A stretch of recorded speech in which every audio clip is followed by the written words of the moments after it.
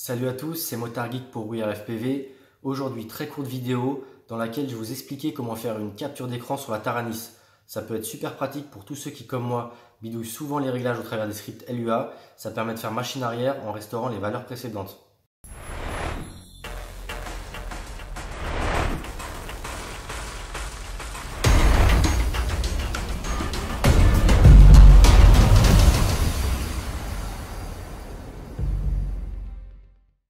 Donc vous allez voir, c'est une fonctionnalité qui est très simple à mettre en œuvre.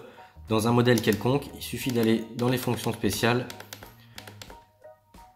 Hop, fonction spéciale. On va se mettre, pour faciliter les choses, sur la fonction spéciale numéro 1. Ici, on sélectionne le bouton qu'on veut utiliser pour réaliser la capture d'écran.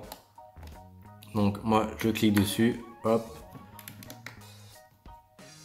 Ensuite, dans l'action, on cherche photo écran. Je crois qu'en anglais, si vous l'avez en anglais, c'est screenshot de mémoire. Et voilà, là on a photo écran. Donc si on retourne rapidement voir en live ce qui se passe, même si c'est pas très intéressant, lorsque je monte le bouton SH ici, voilà, on peut voir que ça passe enfoncé, donc la fonction se lance. Et là tout bêtement, ça fait une capture d'écran.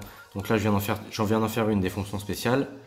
Si on sort, on peut faire une de l'écran d'accueil, mais le plus intéressant c'est les écrans personnalisés. Donc lorsqu'on a un quad de brancher, les PID, moi je sais que ça m'arrive de faire des réglages, j'aime bien avoir une sauvegarde des réglages que j'avais avant.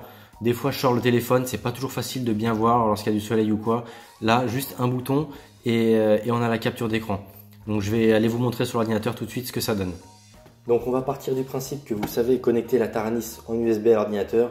Le cas échéant, je vous renverrai vers les tutos qu'on a déjà réalisés.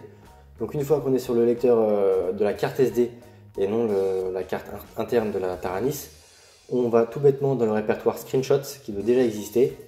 Et là on retrouve toutes les captures d'écran qu'on a prises avec la date et j'imagine l'heure, oui vu l'heure à laquelle je réalise la vidéo, c'est bien ça. Aujourd'hui on est le 27 et les vidéos sont faites à 20h30 et quelques. Donc on peut voir que j'ai déjà réalisé quelques captures d'écran. Là c'était des tests. Ensuite, normalement, voilà, on a les pages de l'Oblivion, les fonctions de l'Oblivion. Et là, on se retrouve sur le tuto qu'on venait de faire.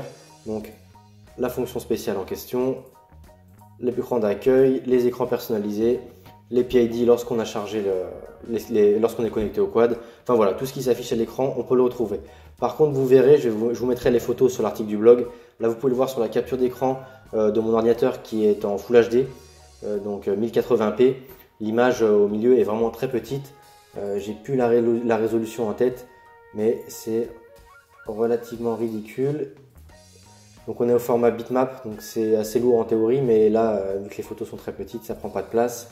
Et on est sur 212 par 64 pixels. Donc c'est des petites photos, mais ça permet d'illustrer des tutos, de lire correctement les valeurs qu'on avait.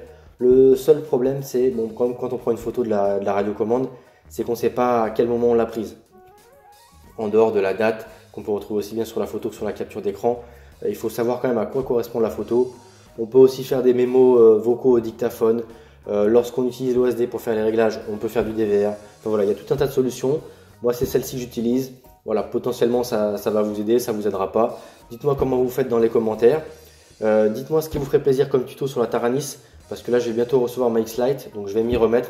Dans les tuyaux, j'ai comment réaliser un modèle de A à Z depuis la radiocommande. Mais si vous avez quoi que ce soit d'autre qui vous intéresse, n'hésitez pas à me le faire savoir. Comme d'habitude, un petit pouce bleu, un petit pouce rouge sur la vidéo. Quel que soit le sens, ça permet de la faire avancer. Donc voilà. Sur ce, je vous dis à très bientôt sur la chaîne. C'était Motard Geek pour WeAreFPV.